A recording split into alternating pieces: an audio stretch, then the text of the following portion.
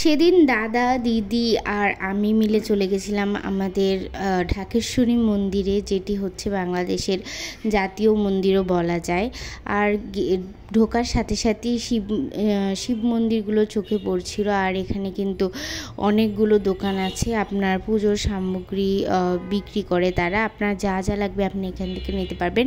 আর আমরা একদম সন্ধে চলে গেছিলাম, তো প্রচুর ভক্তের সমাগম ছিল। আর মন্দিরের পরিবেশটা এত সুন্দর লাগছিল, চারিদিকে উলুধ্বনি, ঘণ্টার ধ্বনি চলছিল, অনেক ভালো লাগছিল।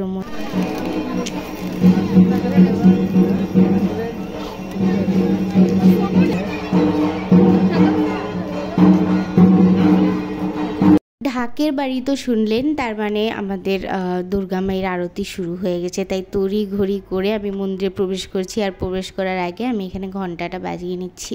আর আমাদের হিন্দু ধর্মে ঘণ্টা কিন্তু অত্যন্ত শুভ বলে মানা হয়।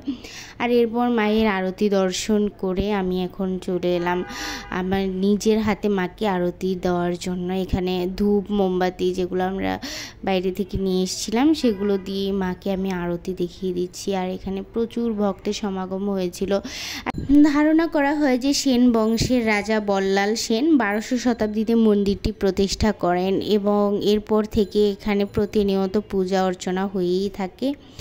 আর যখন দাঙ্গার সৃষ্টি হয়েছিল দেশভাগের পর, তখন মন্দিরের যে বিগ্রহটি সেটি কলকাতাতে স্থানান্তর করা হয় এবং এখন মন্দিরে যে বিগ্রহটি আছে সেটি প্রতীকী বিগ্রহ হিসেবে মন্দিরে রাখা হয়।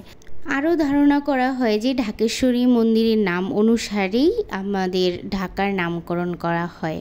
এটি মূলত মা দুর্গার একটি মন্দির। আর এছাড়াও এখানে শিবলিঙ্গ পূজিত হন এবং আরতি শেষে আমরা সবাই কিন্তু প্রসাদও গ্রহণ করেছি। আর প্রতি বছর এখানে কিন্তু ধুমধাম করে মহালয়া এবং আমাদের দুর্গা পূজার বড় করে আয়োজন করা হয় এবং এখানে মহালয়াও দেখানো হয় একদম সরাসরি মহালয়ার দিন সকালবেলা। আর এটি হচ্ছে মা দুর্গার গত বছরের মূর্তি।